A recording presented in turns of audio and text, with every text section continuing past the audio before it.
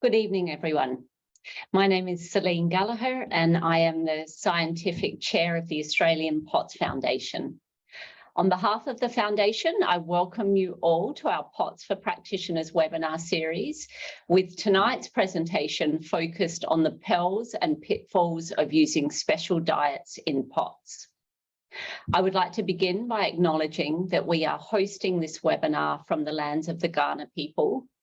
I also acknowledge the traditional custodians of the various lands on which you will join us from today, and the Aboriginal and Torres Strait Islander people participating in this webinar.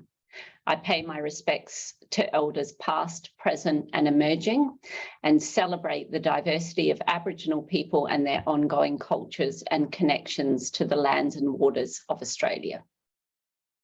We are very fortunate this evening to welcome back specialist dietitian Luke Hassan, who will be joined by Mel Grande this evening. Luke and Mel are both accredited practicing dietitians and some of the lead clinicians at Active Health Clinic in Melbourne, where their mission is to make invisible illnesses visible by advocating for those with chronic invisible illnesses, including dysautonomias and POTS. And I'm sure many of us joining this webinar tonight will be familiar with both Luke and Mel, who have helped many of our population. Luke is passionate about making nutritional adequacy accessible for everybody, no matter their functional capacity, and helping those who too often fall into the too hard basket. Mel is passionate about using food as a tool to improve people's quality of life, and she understands the emotional and physiological impact that food can have, especially whilst living with invisible illness. She believes in making food easier and more enjoyable for everyone, especially those who find food challenging for any reason. Welcome, Luke and Mel. We're very glad to have you both with us tonight. And just a reminder to everyone online that the webinar is being recorded and will be available on the Australian POTS Foundation website in a couple of weeks for viewing. And please make sure you submit any questions you have through the Q&A button at the bottom of the screen. Over to you, Luke and Mel. Well, thank you very, very much, Celine, for that introduction. Thank you. It's wonderful to be here. I know last time I did this, it was just me and my lonesome. And tonight, I'm really, really happy to have Mel with me. As Celine mentioned, we are both dietitians. We work at Active Health Clinic in Melbourne, and we have a real passion for making invisible illnesses visible. And one of those invisible illnesses being dysautonomia and POTS. I'll just grab you to pop the slides up if I can, and we'll share our screen, and then we'll. Yeah. Oh. Yeah. Cool. Awesome. There we go. That should be all good. Celine, let us know if it's not. Wonderful. Okay. All good. Fantastic. Thanks. So, welcome everybody. Tonight we have the pleasure of talking about the perils and pitfalls of special diets in POTS and dysautonomia. We sure do. And it's wonderful to be here, and we're glad you could all join us. We'll be taking this slideshow in tandem, but as Celine said, if you have any questions, pop them in the Q&A. We'll endeavour to get to some of those, maybe during the presentation, but definitely at the end, there'll be some time for some questions as well. Definitely. So while we've scoured the research for relevant information on this broader topic, unfortunately, we're still in the infancy of research on nutrition in POTS. So therefore, many of the discussions that we're going to have today will stem from a mix of early research and clinical experience of us and others in the field. So it's also important to know that Active Health Clinic, and specifically our dietetics team, have a weight neutral and health at every size or HAES approach to dietetics care. And it's also important to note that this presentation is not medical advice nor recommendations for individualized care. I just want to add to that and say that if anything from tonight sort of hits you in the sweet spot and you go, yeah, I need to get onto this, please speak to your relevant healthcare professional. Definitely. So today we're going to cover a brief overview of why nutrition is important in POTS. Then we're going to focus on the special diets used in POTS. So we're going to define those diets. We're going to talk about why people will present wanting to use those diets, the current available evidence for those diets in dysautonomia and POTS. And then at the end, we're going to bring it all together and talk about what we believe and see and know based on the research, our clinical experience and anecdotal experience of our patients of what the optimal diet to consume in POTS is, to give a little bit of a intro to that before we talk about it, which is basically an individualized non-diet approach. But we will get to that. Yes. First, though, I just want to recap from my presentation earlier this year for the Australian POTS Foundation why nutrition is in fact important in POTS. Now you're all here, so I know you're already believers in that. Or maybe you're here because you're inquisitive, but there's two main goals that we really talk about amongst the many various things that we'll see people with POTS for. And the first of those is malnutrition prevention. So we have a vulnerable population. It's very clear to see this sort of avatar that I give of this patient that will often walk through the doors of our clinic. It's very generalized. But we do get patients of all genders, sizes, flexibilities, etc. And it doesn't really matter whether they fit this avatar or phenotype, or whether they appear differently or come through with different presentations. Anyone with POTS and dysautonomia, because of the numerous complications that can affect the gastrointestinal system, the autonomic nervous system, they can still be at risk of malnutrition because eating and drinking can be compromised. It's important to know that there's a correlation between disordered eating and POTS. There is more on that, not later today, but in the previous presentation that I did back in January. So if you're interested in that, then you can go and check that presentation out. The second thing is symptom management. So the simple fact is that things get worse if nutrition isn't taken care of, and dietitians can actually have a massive impact on symptom management. And yes, as you probably know, this includes things like advising on adequate hydration and salt intake, but it also includes getting good advice about food. This nutrition advice needs to be realistic and sustainable for the patient. Given the likely capacity of a patient who's impacted by POTS with fatigue, pain, nausea, symptom presentation, you name it, and their physiological challenges as well, which could include other gastrointestinal symptoms, but could be actually much more in depth and related to food access, as I said before, fatigue or even trauma. We need to account all of those things in and take as best care as possible to give nutrition advice that's actually going to be sustainable, realistic, and achievable for that patient. And that's basically means that this one size fits all approach, as a bit of a spoiler alert later, doesn't really cut it. Yeah. So with that quick reminder, let's go into the topic of today and why we're all here, which is what are some of the special diets that are considered by people, patients, and doctors to maybe be helpful in POTS management.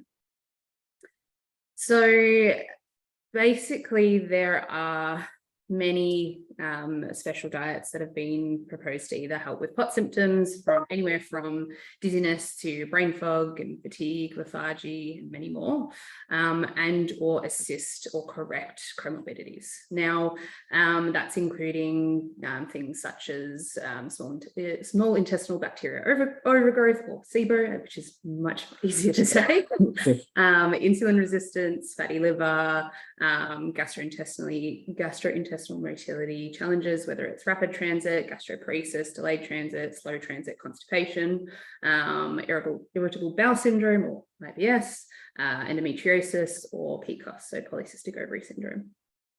And the most common of these that we'll be discussing today are on your right, which is the low carb and ketogenic diet, the low GI or low glycemic index diet, gluten-free diet, low histamine, anti-inflammatory, low FODMAP, and vegan vegetarian diets. There are many others that we've come across in our experience working with people with POTS and just also being dietitians in general, but we would be here all night and I need my sleep. So we're not going to talk about them all, but these are the main ones. All night and into the morning, yes. And probably well into tomorrow. So yeah, definitely.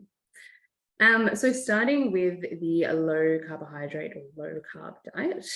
So the funny thing is that there is no set definition for what a low carb diet is. It could be anywhere from 20 to 100 grams of carbohydrates per day. However, the CSIRO, the low carb diet, is 50 grams per day. So why people might go for this diet? So it's often suggested to people as an option for reducing POTS symptoms around eating. So anecdotally, this is often helpful, but we're starting to understand why this might be the case. So as you'll see, there's quite a bit going on for carbohydrates and POTS, and there's a lot of talk about both the treating and about it in both the treating and patient community. So we will discuss the evidence for carbohydrate management in POTS in a few slides' time, because there is evidence for it, but to the best of our knowledge and research, there have been no studies done to see how a low carb diet impacts symptoms in POTS patients. So for me, there's the ketogenic diet, which is kind of an extension on the low carb, but it's more restricting carbohydrates with the express purpose of changing the body's fuel source from glucose to ketones. So just a bit of a recap: glucose, base source of carbohydrates. So the vast majority of our, well, not the vast majority, but a lot of our food, particularly in our Western diet, contains quite a bit of carbohydrates, and that gets broken down into this base unit of glucose, which then goes through a whole bunch of biochemical reactions to become ATP, which is our body's main fuel source. So what the keto diet is doing is actually going from using glucose as that fuel source to ketones, which is a chemical byproduct of the breakdown of fats. Now, because there is a cutoff, so to speak, in the ketogenic diet, where you're actually not in ketosis anymore if you consume quote unquote too much carbohydrate. The keto diet tends to be much more rigid than a low carb diet, and therefore much more difficult to stick to than other forms of carbohydrate manipulation. And certainly in our experience, a lot more side effects from that carbohydrate manipulation than perhaps a generalized lower carb or low GI diet, which you'll talk to in a moment. But I just want to give an idea of what we're talking about with these gram amounts as well. So one normal slice of bread is about 15 grams of carbohydrates, and an apple is about sort of 25 to 30. It's safe to say that this diet is not easy. And as with the low carb, there's not been any trials conducted to see how POTS patients actually respond symptom-wise to the ketogenic diet either. So the low GI or low glycemic index diet is basically a ranking of carbohydrate containing foods on a scale of 0 to 100. So the closer to 100, the slower the food digests, and vice versa. So it's based on the limitation of carbohydrates, but primarily consuming carbohydrates that are more slowly digested, which has a smaller effect on blood sugar levels, stopping them from spiking after a meal and keeping them much more stable.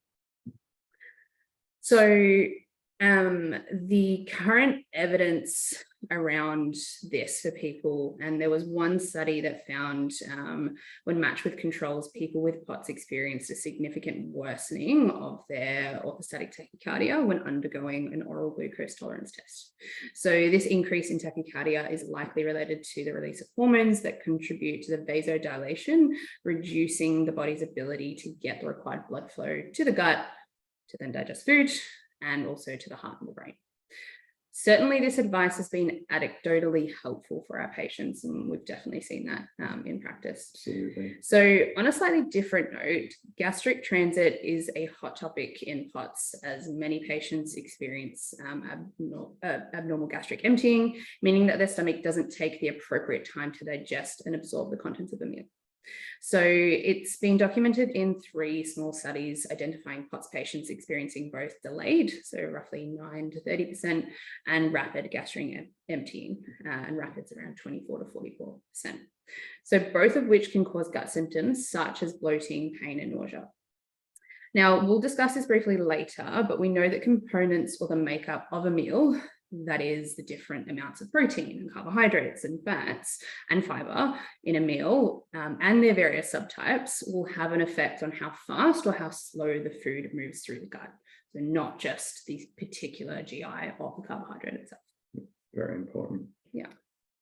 So a little bit of a further note on carbohydrates in POTS. We've spent quite a bit of time, the majority of our time so far, talking about carbohydrates, and I'm sure you're all aware, being here, that it's quite a big thing, as Mel said before, in sort of POTS management through food at the moment.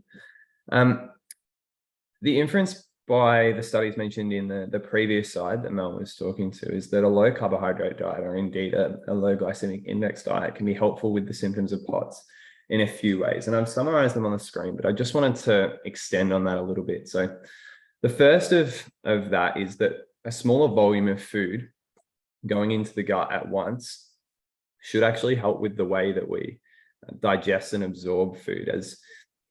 And this kind of comes from the fact that it's harder for us as humans to eat as large a volume of fat and protein-rich foods in one sitting compared to carbohydrate-rich foods. And I wonder if you can reflect on that yourselves, whether you've had a big piece of meat perhaps, and how much that's filled you compared to a similar volume of chips or rice or pasta. I know certainly for me that's a completely different chalk and cheese idea for what I'm actually able to fit in my stomach. And it's simply because those components of the food are much more complex for us to digest and absorb. Yeah. And they slow down gastric transit time, as Mel said before. So it makes sense that a lower volume of food going into the stomach at once would be an easier thing for the stomach to deal with, particularly with these motility challenges that we just discussed. More specifically to a low carbohydrate diet or a ketogenic diet, is that the carbohydrate content of the meal seems to have a direct impact on how the body constricts and dilates blood vessels, which we know is already a challenge for people with POTS. There could be multiple reasons for this, but as we mentioned before, one study suggested that a simple carbohydrate meal or ingestion of glucose without too much else results in the secretion of a hormone known as GIP, which actively contributes to vasodilation.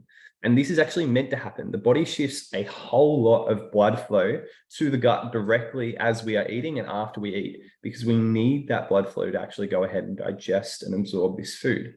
However, in POTS and some of its comorbidities, may I add, this seems to add and increase symptoms in some people, and certainly did in the study that we're referring to.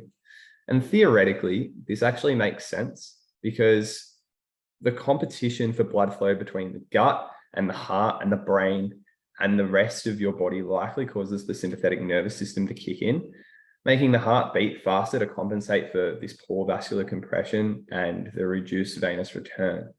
This theory is reinforced by a popular systematic review. And I should note that all of these references will be lower down in the slide presentation, so you can go back and check these things.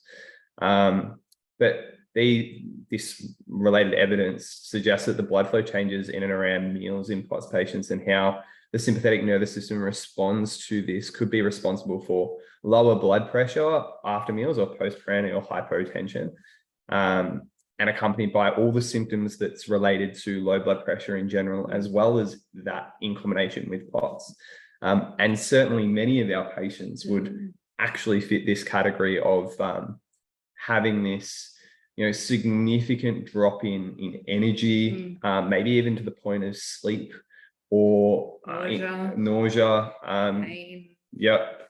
any sort of symptom presentation that they get as a worsening of their pot, say in a flare, they might actually get after they consume meals. And it certainly can be worse after these heavier carbohydrate-like meals. I used to refer to it as the Christmas dinner phenomenon. And then I realized that, it actually happens much more of the time than that for these patients. Yeah, and sometimes with much less food. Yes, sometimes with much less food. And then the third idea is that we can have poor blood glucose control in POTS. And certainly in some patients, this seems to be true. I've had many in the last 6 months, in fact, that we've gotten a trial for a continuous glucose monitor, and they've hooked it up to their arm, and their blood sugar levels are all over the place. I'm sure there's some people on this webinar who are watching later who can actually attest to that for themselves or for a loved one or someone they know. And they certainly have the symptoms to match that. However, for some people, they get similar symptoms. So they'll have all of the symptoms of this low blood sugar event, but their blood sugar readings are absolutely fine. I had a patient last week who we were like, yep, this could be what's going on. Let's try it. And some of the best blood glucose control I've ever seen, 100% of the time in range, but their symptoms would suggest otherwise. It's an interesting thing to think about why that is. And I'm sure there's answers out there, and we'll probably talk to them in a little bit. But no matter whether there's a true drop in this blood glucose below the threshold of what we define as hypoglycemia, which can be anywhere from 4.5-ish, 4.8 millimole down, or a slight drop below their regular blood glucose level in response to a meal, perhaps in the minutes or perhaps hours after the meal, they seem to have a lot of trouble with these symptoms that mimic a hypoglycemic event. And we talked about some of them before: brain fog, disturbance in thought processing, difficulty with staying awake. The patient I was going to mention was one who actually simply can't stay awake after they eat. I've had a couple that need to go to sleep for about 2 hours or go into a state where they can't move their body too much. And it makes sense if the body is really struggling with that load of food and managing blood glucose effectively, as well as some of the other components that we talked about before. It makes sense why that could happen in someone with significant autonomic dysfunction. Now, I don't say this to scare anyone, because certainly there are many patients that we see that have POTS that are perfectly fine with carbohydrates as well. And again, this comes back to the idea of individualized care, but we're just presenting what the evidence suggests and what we see as the sort of extremes in the clinic. I think it's also important to note, and I know we'll touch on this later, but it also just depends for a lot of people on the day and the presentation. I know personally and anecdotally with myself, there are some days and meals that are fine. I don't experience any postprandial hypertension, and then other days it's different. And for me, I can tell that's anecdotally, again, more connected to that dysautonomia perspective and that kind of sympathetic nervous system kind of reorganizing its resources to maybe not my rest and digest state. So yeah, it's interesting that it can definitely differ between people, but also within people. Yeah. And as you just said, it's interesting for us to note anecdotally. There's plenty of inferences like in this systematic review and throughout our patient population, but we're still getting there with the research on this particular point, that blood sugar level control. Now, this whole conversation begs the question, should carbohydrate manipulation be a blanket recommendation for each person's diet with POTS? Should removing carbohydrates make for a good long-term strategy for individuals with POTS? Well, I don't actually think there's a straightforward answer to this question.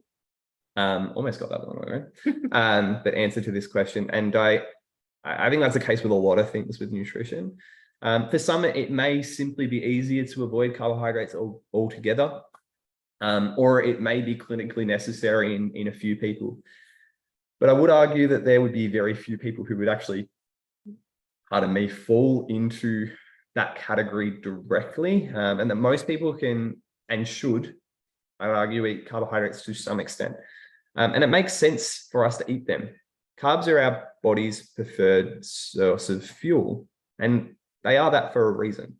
Most of us are not capable of going on a low or no carbohydrate diet for any extended period of time, let alone the rest of our lives. and let alone when you're trying to manage an illness that doesn't really love change in the first place, as I mentioned to a group of our patients that I was speaking to earlier today, and that can make us feel super unwell and very honestly can lead us to desiring different foods that are going to give us a little bit of a pleasure spot perhaps, and Release dopamine. yep, and a lot of them are going to have carbohydrates. I can think of my favorite few now that do. And beating that off all the time is going to be really, really difficult for someone. And I just think it's a case of understanding where resources go. And obviously taking symptom management into account within that. 100%. In the past, like we've used I shouldn't give this to you, but my metaphors can sometimes be extended a little bit. I'm about to give one and I didn't want to make Mel implicit in that, but the metaphor that I use is about ceasing carbohydrate consumption for a period of time. It's like closing the door to a messy room. Yeah. You know, you avoid opening that door for maybe a month, maybe 6 months, maybe a year, you know, dreading what's behind it and having to clean it up. And then finally you open the door and the room is still as messy because no one's been in there, but now it's got dust and cobwebs everywhere and you've got to clean that up as well. And I just think that maybe the conversation should be about teaching the body to manage carbohydrates better, if at all possible, for that individual, rather than just shutting them out altogether. And certainly this is largely the way that we've managed people with these particular issues. Myself for almost 4 years now. And sometimes there's a bit more intensity on the carbohydrate management side of things. Yeah, absolutely. But most of the time, simply focusing on lower glycemic index foods, more well-balanced meals, and yes, perhaps reducing carbohydrate intake for some people to an extent is enough to get the body working better with these carbohydrates. Definitely. I'll summarize. Thank you. Summarize in a few minutes, but that's okay. Let's move on to a slightly different topic around carbohydrates, which is the gluten-free diet. So initially designed to be the sole treatment for celiac disease, which if you're not aware, is an autoimmune condition that causes the small intestine to change in structure as a result of the pathophysiological immune system response to the gluten protein, which is contained in wheat, rye, barley, and oats, and a lot of processed foods. The gluten-free diet has been co-opted as a suggestion or perhaps even a solution to just about every gastrointestinal condition there is. And gastrointestinal conditions as well. Exactly. And that could be anything from nervous system conditions or disorders to autoimmune diseases to eczema. And it has even been mentioned in potentially being implicit in helping people with neurodiversity, ADHD and ASD.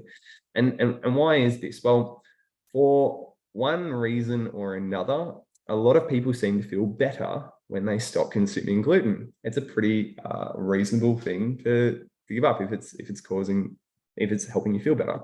And because it's so well known now, and gluten is one of the most recognizable components of this food restriction, and in many cases certainly the most pathologized. People put it down to solely the reduction or elimination in gluten as to why they're getting this symptom resolution. Now, there's 2 studies that have been conducted specifically for gluten in POTS. I'll talk about Zar et al. In a moment. I've got a whole slide on it actually next, but Penny et al., I just want to talk about that for a little bit. It was a retrospective study that looked at both questionnaires and case note reviews. It included 100 adults who were diagnosed with POTS between 2013 and 2015.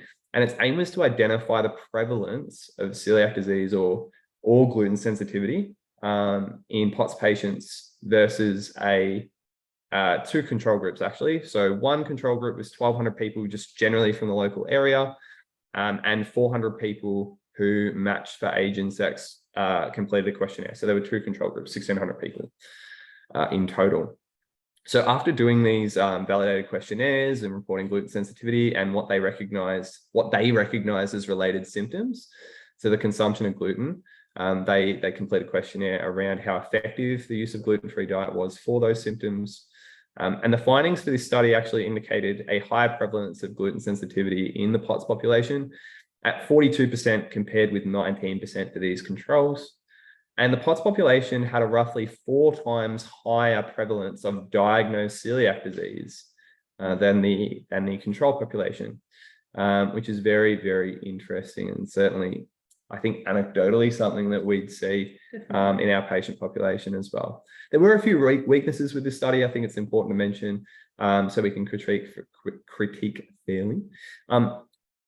Only 62% of the patients that reported that they had gluten sensitivity had undergone testing for celiac disease. So potentially we could actually have more celiac patients within the POTS patient population in this study, but we missed 38% of them actually being tested for celiac disease in the case notes that they were referring to.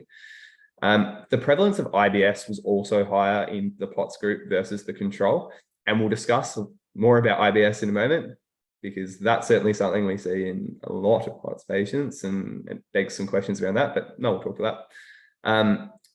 And that could actually account for the increased prevalence in gluten sensitivity, because it's very hard to separate gluten from these carbohydrate-containing wheat-based grains from fructans, which are a FODMAP. If you're familiar with the term FODMAP, they're fermentable carbohydrates that can contribute to gastrointestinal symptoms in a lot of people, and may be one of the main triggers of people with this so-called IBS. So it begs a couple questions around what is actually going on. But the main takeaway for people when they're thinking about the gluten-free diet with and thinking about trying the gluten-free diet for POTS is that you need to get checked for celiac disease before you give up gluten, before you give up wheat, because once you do that, you have to undergo a gluten challenge if you ever want to get tested for celiac disease. And if you're already feeling better and gluten actually did make you feel really rubbish, the last thing you want to do is go and sit on gluten, 4 pieces of toast for 6 weeks or whatever it is, 4 weeks, and then feel really awful again and then have to go get this test. I've seen a lot of people that aren't officially celiac diagnosed because it's too much for them to be able to do that. Yeah, absolutely.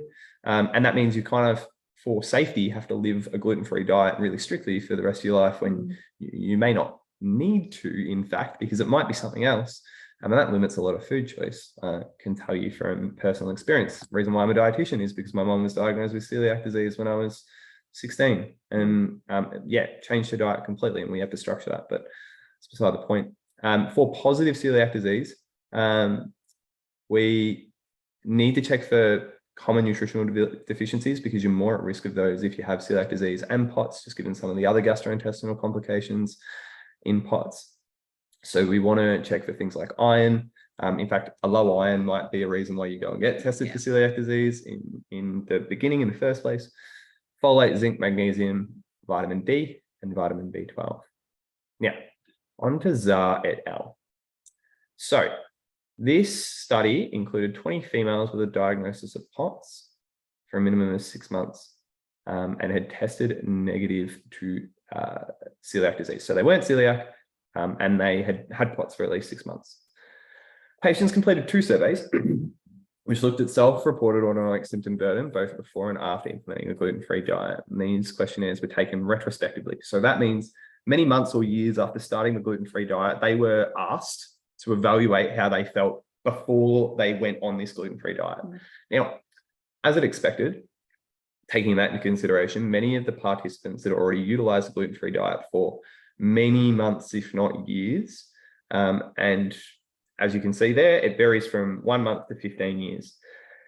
The results for this study were reported as patient self-reported, as a patient self-reported percentage of change in symptoms from prior to starting the gluten-free diet to after the gluten-free diet. And as we might expect from a group of people who were on the gluten-free diet already for helping with their POTS symptoms, and they had been for at least a month and up to 15 years, all patients and participants, I should say, reported symptom improvement. And these were statistically significant for symptoms of orthostatic intolerance. It should be noted that the highest reported improvement was seen in the people who had been on it for the longest, and the lowest was in the people who had been on it the least amount of time. However, there's a number of things that I'd like to mention about this study, just to draw the line, because that looks like a really positive result, but there's a risk of not being, I guess if I was to think about something that happened to me 15 years ago and try and figure out what like how much better I was now than then. That would be a really difficult thing for me to do. So we had this risk of what we call recall bias, because it was a retrospective study. And there was so much of a duration difference between, having this gluten-free diet on board and the symptoms that they were trying to refer to. There's also the case of what we were talking about before with carbohydrates. So this postprandial hypertension and orthostatic intolerance that can come along with that after high carbohydrate meals means that a lot of those high carbohydrate meals are going to be gluten containing. And if we reduce carbohydrate intake by reducing gluten through a gluten-free diet, because often that can happen because it's hard to find these alternatives sometimes, that could cause a reduction in symptoms altogether, and we didn't track that. There's also many patients reported in this study that had comorbidities like MCAS and HEDS, terms you may be familiar with, which commonly present with their own set of gastrointestinal symptoms. And, it may be that some of these people had a really intense gluten sensitivity, and it was because of their MCAS, not their POTS. And there's no way of knowing or separating those things out. And I mentioned it before, but when you pick a group of people who are already doing a gluten-free diet to try and they've been on it for a long time, and we're not sort of starting them off with, hey, there's this new diet we want you to try, and let's see if it helps you, or if it doesn't. We already know that they're doing it for a reason. They're doing it because it helps them. It's an interesting study to do. So this is a very commented on study. This is just our really quick sort of take on it and breakdown on it. But it's been talked about a lot because a lot of people are doing this gluten-free diet to try and help with their POTS symptoms. I think it's important to understand the evidence of it and both sides of that coin when we're talking about the evidence. So that's an overview of that gluten-free diet for POTS. And we'll move on now, shall we? So I'm going to talk a little bit about the low FODMAP diet, which I know Luke has already mentioned a bit, but basically the low FODMAP diet helps people to determine if fermentable carbohydrates or FODMAPs are contributing to gastrointestinal symptoms such as bloating, excess gas, abdominal pain, changes in bowel movements, and nausea. So there are two methods of action of this diet. So the first is kind of changing how the gut environment experiences fluid shifts and gas buildup, leading to less distension and symptoms, but also reducing visceral hypersensitivity, which is a type of autonomic dysfunction, which is something that we will discuss and link further on the next slide. So FODMAP stands for, and I know Luke went through this before, I think, fermentable oligosaccharides, disaccharides, monosaccharides, and polyols. Try saying that 10 times fast. So they are a type of carbohydrates that are difficult for most people to digest, hence why they are fermentable. They don't break down, though they don't cause any symptoms in many people. So it's important to note this diet consists of 3 phases. The elimination phase, important. The person only consumes something that we call green classified foods that are practically low FODMAP, so lower amounts of these FODMAP groups that are generally okay as a serve. And then next is reintroduction, where one goes through the diet test to see which of the FODMAP groups are contributing to their symptoms, if any, and to what extent. And then the personalization phase, where the high FODMAP foods that are not causing symptoms are reintegrated into a regular diet. So it's important, super important, to recognize that the diet is 3 steps and does not just stop at step 1 at elimination. And we do often really see people staying months and years at a time on this elimination low FODMAP diet, which is not its intended purpose. No. So the low FODMAP diet was initially developed for irritable bowel syndrome, IBS, which, as we've said multiple times, a lot of people with POTS are diagnosed with. So the current evidence for dysautonomia and POTS, there was one mini review which briefly mentioned the potential benefits of following a low FODMAP diet for people with POTS due to the crossover of IBS and POTS. And this review highlights that there are no studies that have been specifically undertaken with the POTS population. A second review of POTS more broadly mentions the common reporting of IBS type symptoms in POTS patients, and that completing food challenges such as a FODMAP diet is a standardized practice, but it also questions the benefit and evidence of this method. So IBS and POTS, is it just IBS? Is it just POTS? Is it all autonomic dysfunction? So many things that work for irritable bowel syndrome in POTS patients are just POTS eating strategies to reduce that visceral hypersensitivity. So given this and the availability of less restrictive gut settling activities like gut-directed hypnotherapy, or more talking about how we eat versus what we eat, which we'll talk about in a little bit, the FODMAP diet should probably be a strategy left or later down the track for if these things aren't helpful, and this is kind of one of the last resorts or later resorts. Later maybe. Yeah. Very good. So another more, taking food out of the diet type diet. It's interesting we talk about diet as a way of eating, but it often classifies something that actually takes food away from us, which is funny to reflect on, maybe. The low histamine diet is another one of these things that aims to reduce the consumption of foods that might be triggers for someone. And in this case, we're talking about histamine. So histamine is the byproduct of protein breakdown in foods. They are particularly high in foods that are aged, fermented, and processed, as well as some foods with rich and definable flavors. And you can see some on the screen. The low histamine diet, it's really important to note, is not well defined yet. There are a couple of interest groups out there that you might be aware of that are looking into specific quantities of histamine in particular foods, but they're pretty, they're still getting there with that.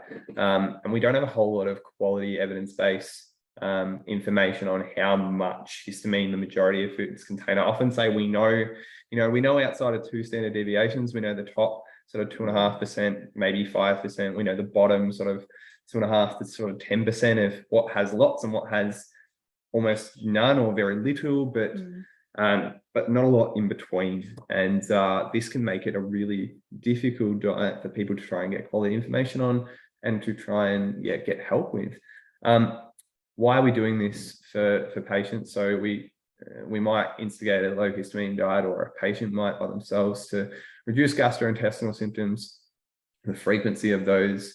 And also if someone comes to us with mast activation syndrome or MCAS, I often get referrals to check out the low histamine diet for them as a conservative management strategy, combined with antihistamines or other mast cell mediated medications that an immunologist or allergist might have put them on. Or while they're waiting for immunology treatment. Unfortunately, we could be waiting a while for that treatment. The mini review that Mel noted before, that mentioned the low FODMAP diet as a potential for help, does mention histamine more broadly as a food trigger, and that it could be helpful to reduce histamine for patients living with POTS and comorbid MCAS particularly. But it should be noted that there haven't been any studies conducted to investigate following a low histamine diet for people with POTS and how that actually influences symptoms. However, due to a higher prevalence of MCAS within this population, potentially, low histamine diets could be beneficial for some patients with comorbid MCAS and POTS. And I can speak from anecdotal experience with patients that the low histamine diet can be wonderful for some people and can be a complete waste of time from others. It seems to be pretty hit and miss, even with the MCAS component. For some, it seems to be extremely helpful and has taken like management in general, and particularly conservative management, so that without medication, to the next level. It's helped people remain on, just antihistamines, for example, instead of stepping up to some of those higher level mast cell mediators. For others, it just seems to be another hassle and just another thing that's been tried from a food perspective. I can also confirm that in dozens, I'm gonna reach and say close to 50 maybe, but I don't actually know. It'd be dozens though that I've had patients trying this diet. Only one patient one has been sensitive to each one of the known highest histamine foods, or the top 10, as I like to call them, which is 6 individual foods and 4 more broader categories of foods. Yeah. It's important to note, though, that just like FODMAPs, you can't actually completely eliminate histamine from the diet, and you really shouldn't try to, because you'll end up eating air. Lowering it may be an option for some, though, and some may actually want to consider that. But again, like we said at the start, please talk to someone in your team before you go ahead and do that. Yeah. So this anti-inflammatory diet, it's not a diet, so to speak, but it's a general approach to eating. And it really is just a set of principles that guiding someone to eat in a way that's designed to reduce quote unquote chronic inflammation, and by extension, this idea of oxidative stress on the body. It's different to the autoimmune protocol or the AIP. And just because of the acronym, people often get that mixed up. I get people coming, I want to do the AIP, and I'm like, the autoimmune protocol? Like, no, the anti-inflammatory diet. Okay, cool. No worries. It is definitely a different thing. And oftentimes we just link it back to the Mediterranean diet, as many principles of this anti-inflammatory diet have been verified through research into Mediterranean dietary patterns, and it has all those general chronic health benefits, lower risk of cardiovascular disease, lower risk of type 2 diabetes, etc., etc.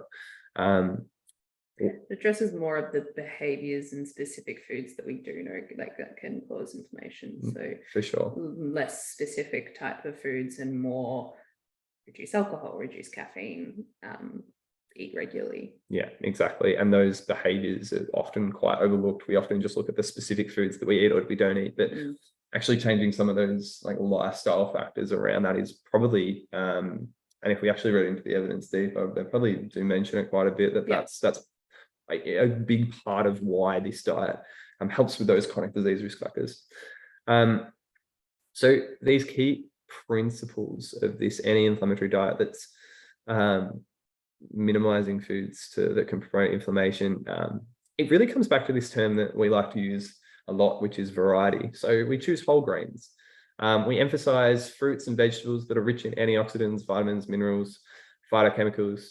A wide variety of colors within those fruits and flavors is really good, because that denotes the nutritional content of those foods. How many times do I say that in a day? I like to say eat the rainbow. Yeah, eat the rainbow. Yeah. We incorporate healthy fats, so foods that are really rich in omega-3 fatty acids. They also have anti-inflammatory properties and a cardioprotective. Lean proteins, minimizing red meat, so down to once or twice a week. And accentuating or using lots of poultry, fish, and vegetarian sources of protein. Limiting processed and sugary foods, as Mel mentioned, reducing intake of saturated and trans fats in a lot of our processed and sugary foods, and minimizing alcohol consumption. And then also an emphasis on flavor, so herbs, spices, all these seasonings that sometimes we just don't use because of time or effort, maybe, but they're emphasized because they have beneficial properties as well, that are believed to be, and there's certainly evidence around things like turmeric, ginger, garlic, cinnamon have these anti-inflammatory properties. However, as we've said many times today, there's no specific studies actually looking at the efficacy of anti-inflammatory diets on POTS or POTS symptoms, but it's probably not a bad sort of mantra to take into your eating in general. So I think the last diet that we're covering is vegetarian, vegan, plant-based diets. So a vegetarian diet is someone who does not eat animal flesh. They'll consume dairy and eggs. Those subsets exist that do not. So lacto-vegetarian, ovo-vegetarian, lacto-ovo-vegetarian. There's also vegan, so it's someone who does not eat any animal products. Again, with anything like this, there can be variances, with like honey in particular, and also other products like clothing or furniture as well. And then there are plant-based diets, which can be anywhere on a spectrum of the above two definitions, or simply be someone who consumes all of the foods, all of the food groups and animal products, but they typically maintain a diet that is a high proportion of non-animal products, most commonly for variety, health considerations, and impact on the environment. So why I think it's something that a lot of us know, and that's pretty self-explanatory, is religious, ethical, health beliefs for these diets that make them appealing. And there are no specific studies indicating the efficacy of a plant-based diet for POTS, although we have had some recent discussions around that there is a potentially disproportionate or a proportionate amount of vegetarians and vegans in the POTS population. When we met to actually discuss this presentation last week, and likely for a few different reasons, whether it's because it makes a difference to POTS symptoms, or whether it is for the reasons that we've said on this slide. It's kind of yet to be seen any evidence around that. So it's maybe a future study or presentation or something in the future. Yeah, I think it might be something we look at in the future. Hey, Celine. She's there. That's all right. We go. Absolutely. There it is. Yeah. So we just wanted to briefly touch on some contraindications to like all these diets. We've layered them in there. We've scattered them in our conversation, but just to outline a couple of really key things as summary. So in these carbohydrate restricted diets, it's important to note that for POTS patients, often carbs are the easiest thing for us to consume with nausea or with a lack of appetite. They're the crackers that we go to. They're the ginger lolly drops that we go to because we're nauseous. Yeah. They're the really plain rice if we've got lots of food intolerance or allergy that we're consuming. We don't want to stick to this diet so rigidly perhaps, but we actually don't consume anything at all. And it's important to note that fats in particular, although proteins and fiber do it to an extent as well, but fats are the main or maybe a bit greater ability to do this. And they slow down gastric transit. And if we have issues with gastric motility, or we have fat malabsorption factors, which is something we do see quite a lot, and we don't really want to do that. And if that's the main part of your diet, well, that becomes a really difficult thing to consider. Definitely. I think it's also important to note that a lot of the time we spend a lot of time with patients just talking about, we often meet them where they can't eat. There's so much nausea, there's such a lack of appetite that the only thing they can consume are carbohydrates. But it's also important that we are very much the hype people around focusing on just eating and just eating consistently first before we talk about balance and nutrition. So it's important for us to talk about a spread of everything, but it's also important for us to meet people where they're at and kind of grow that advice with their kind of changing their baseline and capacity. I think the thing that I say most often is there's no point me telling you what to eat if you're not eating at all or if you're not eating enough. Yeah, and then it's just way too overwhelming. Yeah. If all you feel like is salty chips, then eat your salty chips. We'll work on the rest later. I think restrictive diets more generally, I think it's really important to consider disordered eating and eating disorders, whether they are current or historical in someone's picture. And just in general as well, something that we might describe as an orthorexic view to food. So that kind of obsession around taking control in the diet and healthy eating. I think it's really important to just kind of consider that these things can really affect someone's mental health, which is a major picture, and we know can definitely affect POTS as well. We do know that eating disorders are very commonly occurring with POTS and dysautonomia and other comorbid conditions as well. So as a health professional and an individual living with POTS, it's just really important considering this and considering your history before trying or jumping into any of these diets, which is, as we've said, discussing this with your kind of medical health team is really important. It's also really important to consider limited access to food. So financial kind of barriers, barriers with physical capacity, You know, I think for some, these diets can be really unobtainable, despite best intentions. And again, despite they might just be able to only feed themselves with a small handful of foods. And it's really important to recognize getting in the best outcomes with what someone has in front of them, including their capacity, but their boundaries in accessing food. Yeah, 100%. It's something we just see so much. And if you couldn't already tell from Mel's hand gestures, and we both use our hands when we talk, but it's something we're really passionate about. Yeah. This second point in particular, because we see it all too often, people coming in with this mismatched idea of what they should be eating, when really we're just trying to focus on the but also it's the why can other people implement these diets and I can't. I've had this conversation time and time again, and I think I'll compare it. They might be like, why can my sister do this, or why can, you know, my partner do this and I can't? And I say, do they have this? Do they live with the same symptoms, fatigue, conditions that you do?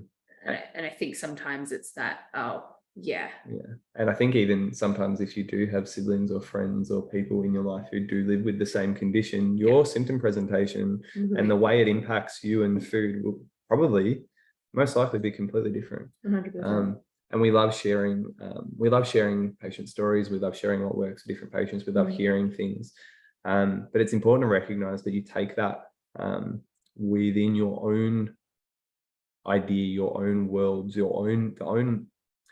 I'll start again, within the way that the condition actually presents within your own body, because that is likely going to be different from the next person and the next person and the next person. And on any given day, I think it's really important that, you know, there are some days where we can support our body in one way and other days it's unachievable, and that's okay. One day is not going to derail your progress. We commonly talk about 80% in A. You know, doing something to support you majority of the time is helpful than worrying about 100% of the time and then go all or nothing. Absolutely.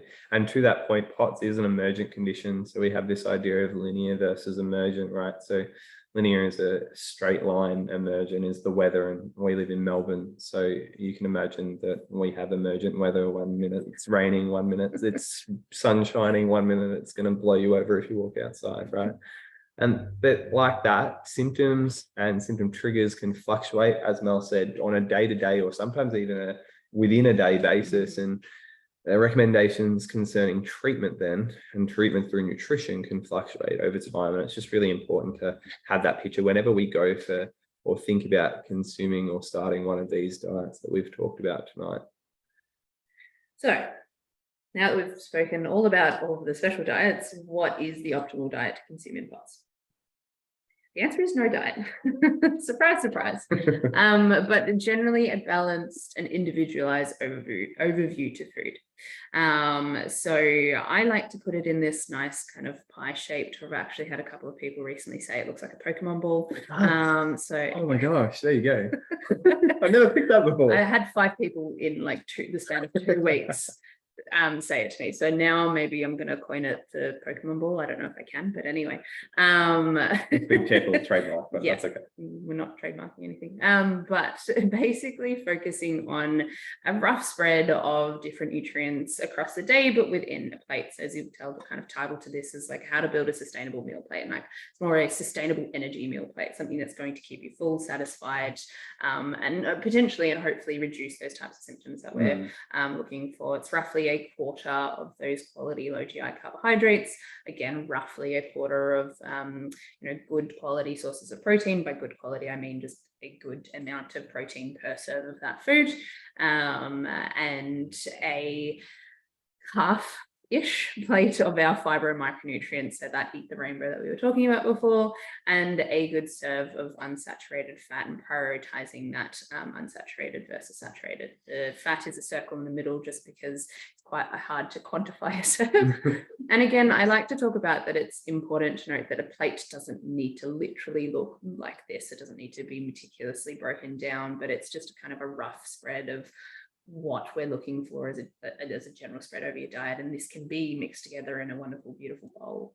And I guess bringing that all together is making this sustainable energy meal, incorporating everything together.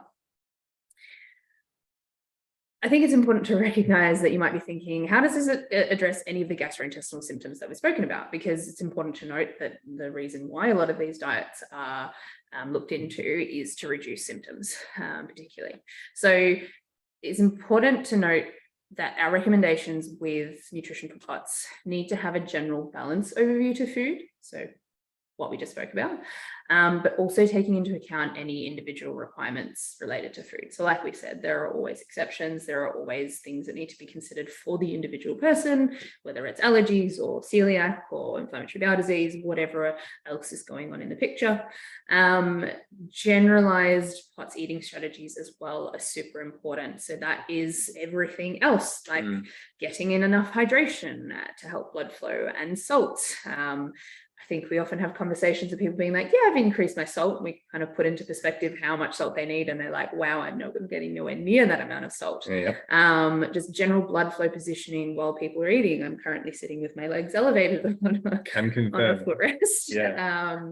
You know, as well, just general autonomic nervous system strategies to just help reduce and kind of, I like to say, turn down that volume of that visceral hypersensitivity and move into a rest and digest state. So for more on how to eat with POTS rather than what to eat, I'd really highly recommend Luke's previous presentation, which is on the POTS Foundation website to watch for free. So in summary, no one diet is going to be the magic pill for POTS. And I caution you of anyone claiming that a particular way of eating has cured people, or even maybe in, you know, not so blunt a way, you know, given that impression of you.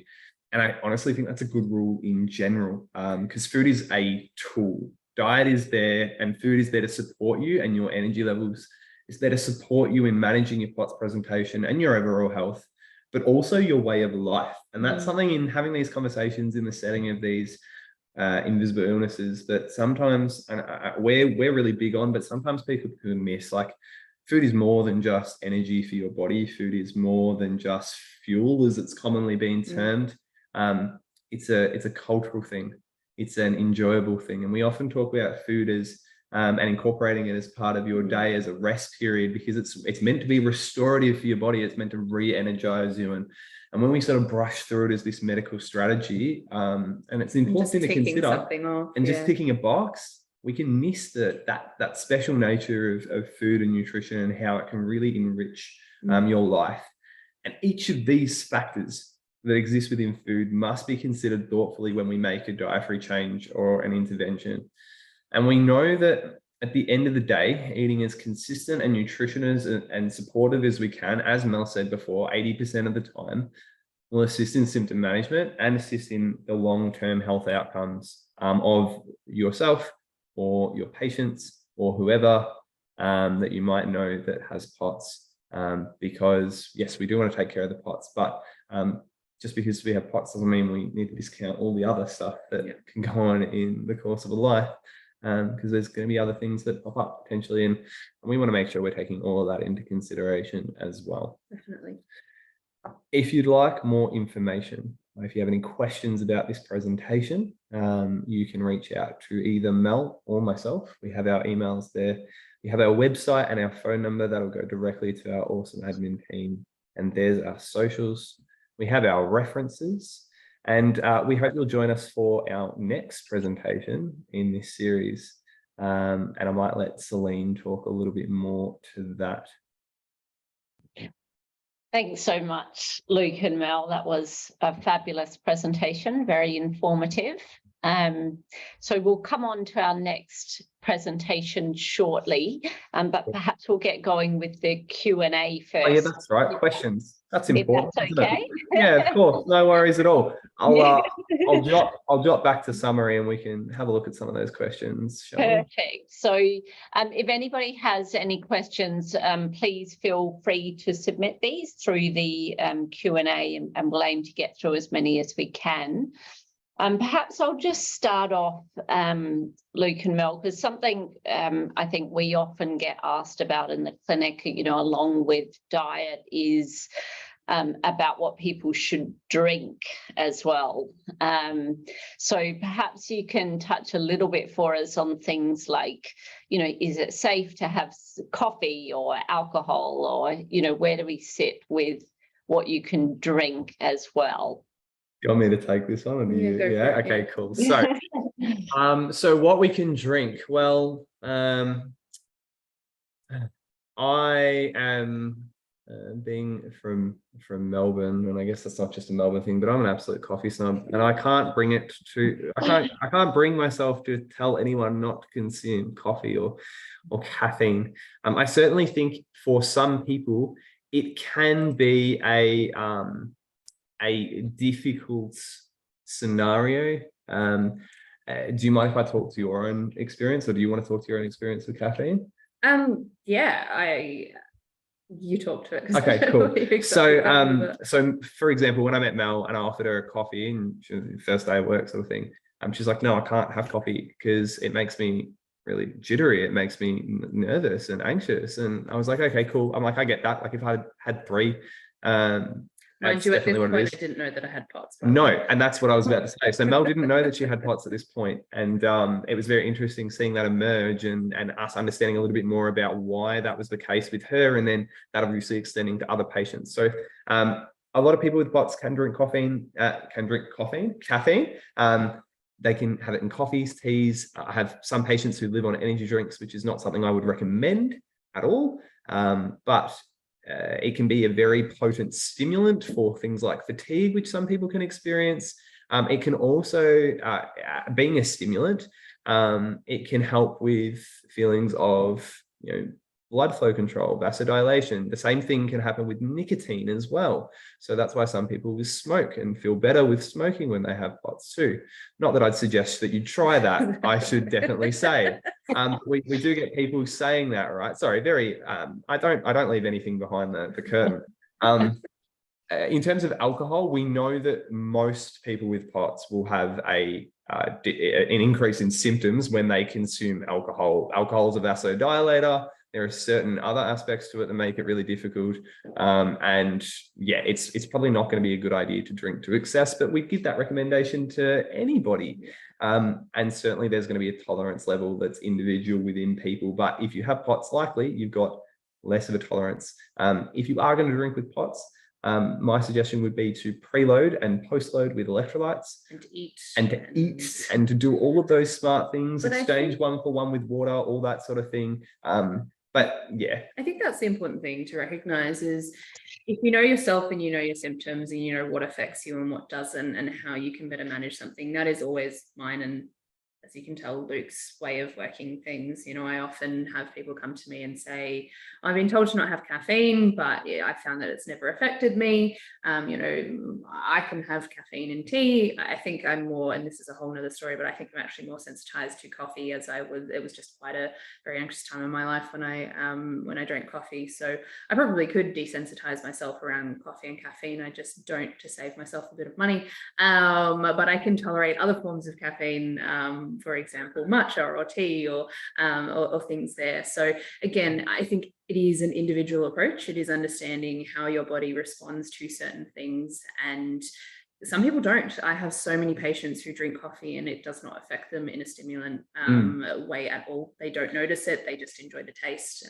And the science behind that's really interesting, actually. If you want to look into it, each individual person will be will have a certain response to coffee. Some people, or caffeine, some people have no response. Some people have a moderate response, and some people are super, super sensitive. And that's actually a different genetic component within each individual, as well as the sort of POTS overlay. Yeah.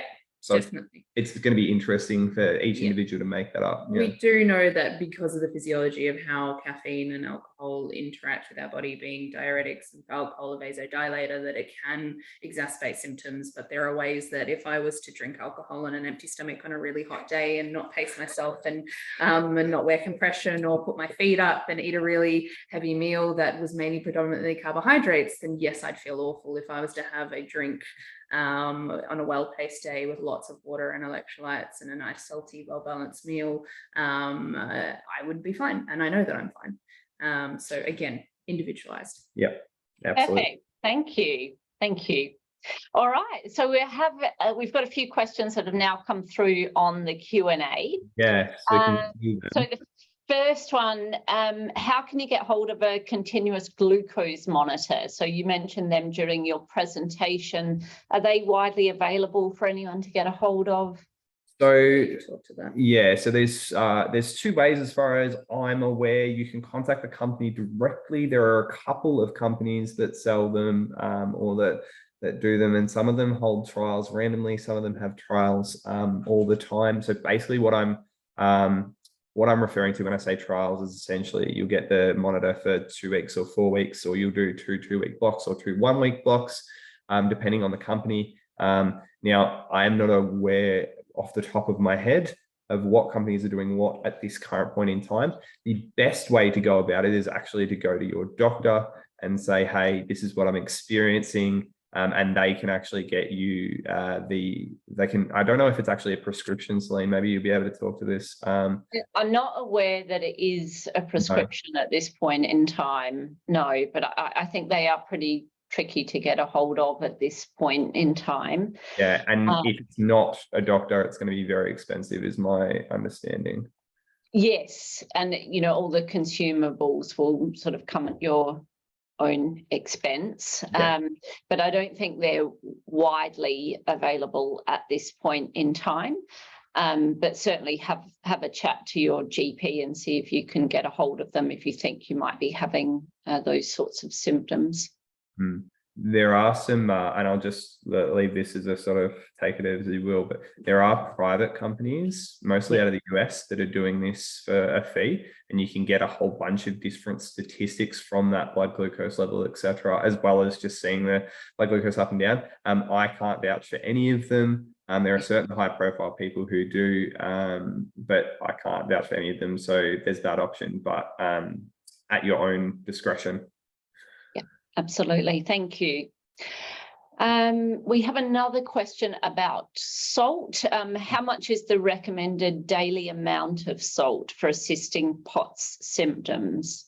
Go on. Well, I think it's Luke mentioned it in his last presentation, so that's why it wasn't in this presentation. And if you want a more extensive answer to this question, go and watch that presentation. Yeah. Not just as a plug, but we talk about it quite extensively and in the Q&A too. Yeah.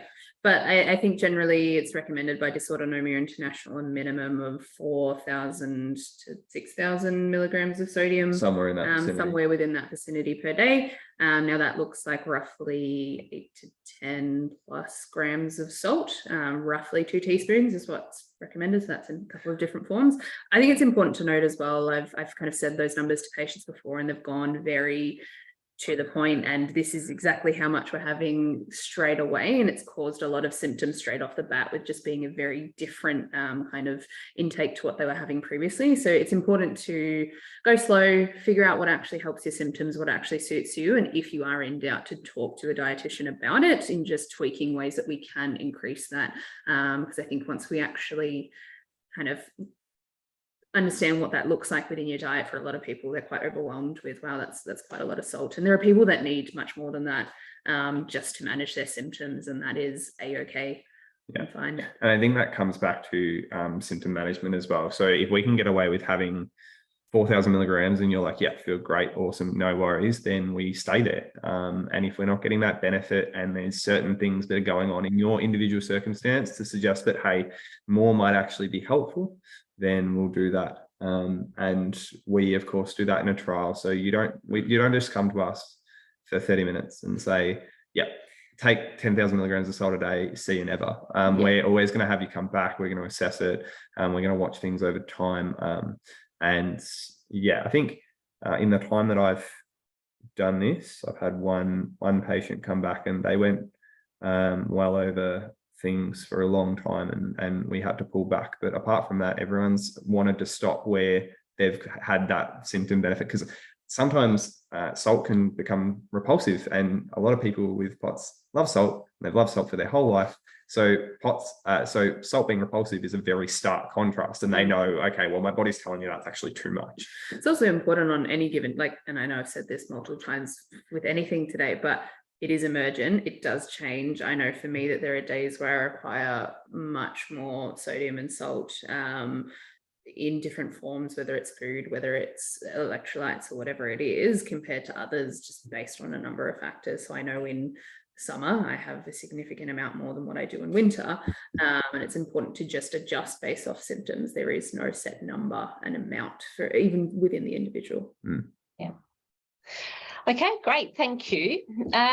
Do you know if there's any long-term studies on the effects of having a high salt diet, like what we recommend in POTS and is clearly quite contradictory to a lot of public health advice around salt for people who don't live with these conditions? Anonymous attendee, I wish there were long-term studies on things in POTS. I absolutely wish it would make all of our lives so much easier. And hopefully one day we do have these studies. But currently no is the answer. And I think, Celine, you'll back me up on that. Absolutely. I mean, I think it's just, a product of where we're at this point in time, but we don't actually have really any long-term studies on anything to do with POTS, and certainly not on the effects of a high sodium diet. To the best of our knowledge, a high sodium diet is effective for managing symptoms. The issues with high sodium diets in the general population is really around to do with its effects on blood pressure. So I think keeping an eye on your blood pressure is a sensible thing to do over time, although clearly dysautonomia in itself can cause alterations to your blood pressure. Yes. But I think, watching it closely, there are also surrogate ways which we can look at how your blood pressure might be tracking over time, with tests like an echocardiogram, which looks at the wall thickness in your heart. So that can give us an idea of the longer term trajectory of what your blood pressure's been like over an extended period of time. But sadly, to the best of our knowledge, this high salt diet is the best that we can recommend at this point in time. Do we have long-term studies that it's safe? No, but it's just the best that we've got right now. Important to remember that generally people with POTS and chronic health conditions in general are checked up on with their blood pressure and with their general health much more than the general population. So I think that's a reassuring thing within itself. Absolutely. Okay, can you provide ideas of where patients could dine out or order takeaway if they have POTS and mast cell activation syndrome?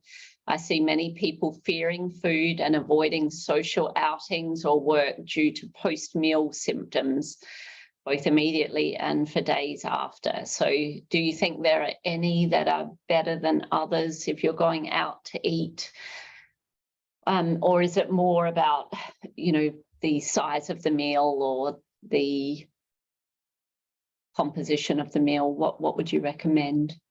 I think it's a number of factors. I've had this conversation quite often with a lot of patients, and I find that it more commonly comes from that impact on the dysautonomia, and as well sometimes the fear and the stress that eating and dining out can provide. It's not knowing exactly what's in the food, as well the environment, so the sensory, whether it's lighting, sound,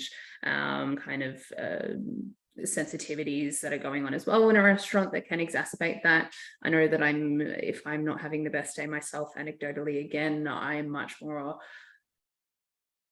likely to experience symptoms eating at a restaurant if I'm quite sensitized that day, due to more sensory things versus sitting down at work, having lunch or having the same meal and bringing it home. So I think it is, again, really individualized. And I think if you're a clinician answering this question and it's something that you've seen in working with people to helping them have that kind of increased capacity eating out, mainly just with that postural dysautonomia perspective, I think it's important to just go very slow and simple with it. Mm. Maybe it is starting with takeaway in a safe environment at home. I think it's important to introduce that safety for the nervous system, and multiple other factors that I could talk for hours on.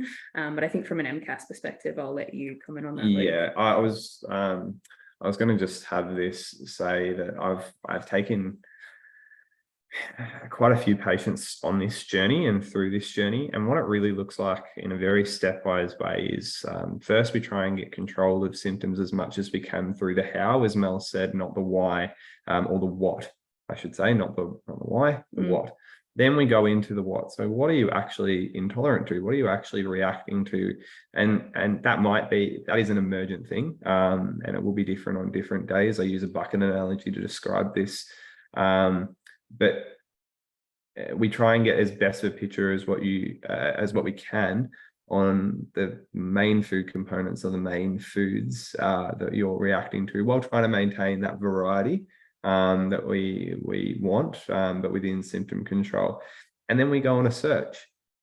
Then we go on a search for where in your area, where your friends or family or you want to go. We go on a search. Now, when you enter a restaurant, if you say, I have allergies, they will bring you out, or they should be able to bring you out. And certainly that would be a criteria on which I would attend a place to eat if you do have allergies or severe intolerances. I'll bring you out a laminated piece of paper or a laminated book, and it will have the top 10 allergies in there, as well as lactose, onion, garlic.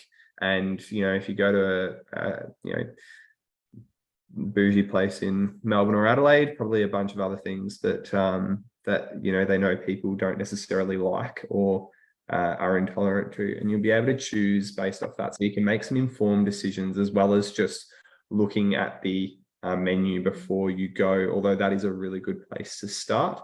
And then we provide feedback. If that is not even an option because of the things that you're intolerant to or allergic to, then we can look at some other options around actually setting up with a phone call or something like that, the place that you're going to go, and saying, hey, I've got this. I understand there's nothing on your menu, but I want to bring my own food because I want to be a part of this. And in my experience, the majority of places are going to be really quite good with that. They might even be a little bit more accommodating, because they want good reviews. They want to be known as a place that, maybe not for that all the time, but they want to be known as a place that's accessible and good for all people. So there are many options that we can choose there, but that's been the journey that I've been on with quite a few patients now. Yeah, I think in saying that, there's two very different ways of going about it, and even just in general, like there's multiple different factors of why eating out can impact someone, and just there's multiple different ways that we can go about it, as with anything. Perfect, thank you. Just coming to the last couple of questions now before we wind up. So are you better off having an electrolyte drink with glucose or adding glucose powder to increase sodium absorption via the sodium glucose co-transporter? Oh, that's a great question. We actually discussed this earlier in the year. Celine and Claire and myself, there is a benefit to having some glucose in a sodium drink, in an electrolyte drink. How much? Well, probably a little bit, but probably not a lot. So it's probably, if you can tolerate it and you like it, for sure, go for it. Whether it's put in by you or whether it's mixed up in a formulation, that's up to you. I think it's going to be easier if it's in a formulation. It's probably going to be more cost effective and a little bit more, accessible for you. Thank you. But I would, I'd be happy with either of those options. Yeah, okay, great. And I guess that feeds in a little bit to our last question about what is the best electrolyte drink for POTS, and that may be difficult to answer because many of them are now replacing sugar with these artificial sweeteners. So, would you expect that might impact on sodium absorption, or the amount of sodium that you could use, given that they don't tend to have the amount of glucose in them that we have previously seen? So yes is the short answer. It will impact absorption. How much, as I said in the last answer, I'm not quite sure. It might be something that's actually information that's out there. I've not searched for that information because I've had I think we've always looked at options that had both in them. What I would suggest is if you're wanting to maximize absorption, you're wanting to maximize sodium intake, we have an amazing resource that's called the electrolyte comparison document. If you want to email Mel or I, and our email is on the next slide. If you want to email Mel or I and say, I'm interested in that, we'll send you a link where you can go ahead and access that document. It's currently in the process of being updated, but you'll get the updated one as soon as we do it. And it has how many electrolyte supplements on there, and we rate them over sodium and carbohydrate content and other factors like if there's FODMAPs in them and flavors, et cetera, et cetera, et cetera. And I think the reason why Luke and I created that in the first place was as well, the way that I go about helping people select electrolytes is more based on, well, what are people actually going to tolerate? So, you know, even if something does have artificial sweeteners in it, is it still a more accessible option for that person? Is that still going to help them in their symptoms? So, for example, there are two electrolytes that we really back and we think that are quite accessible. There are lots of others that we recommend as well, but two in particular, one of them is a much higher sodium kind of electrolyte. It's got 1500 milligrams per liter of sodium, and that has artificial sweeteners in it. Now, a lot of people really tolerate that well and find it's a really good way for them to increase their sodium intake through electrolytes, as that's their preferred source.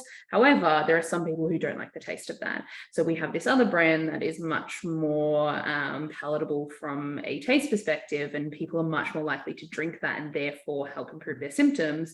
But it is only roughly 100 milligrams of sodium per 250 mil. So it'd be what? 400 milligrams per liter. Yeah. Now, both anecdotally still help people because electrolytes aren't the sole way that we can increase sodium intake. They are a really supportive and helpful option, regardless of what it looks like. I mainly go based off what helps people and what is accessible to people. And for some people that might be sodium and the glucose content, and others that might be taste and texture.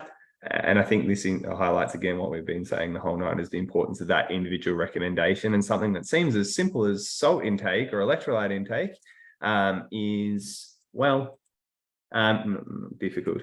Well, not difficult, but it's individualized. So we need to take that into consideration as well. Yeah. And yeah, like I said, if you want more information on those particular things, then you can contact us and we'll give you that electrolyte comparison document. Perfect. Thanks so much, Luke and Mel. Sadly, we are going to have to leave the questions there. So I will just ask you to bring up our next slide, if you wouldn't mind, just to let everyone know about our next webinar that's coming up. So in September, we'll be joined by Dr. Fraser Burling, who's a rheumatologist from New Zealand and an Ehlers-Danlos expert. And he'll be speaking to us about the diagnosis and management of the Ehlers-Danlos syndromes. So that is now open for registration.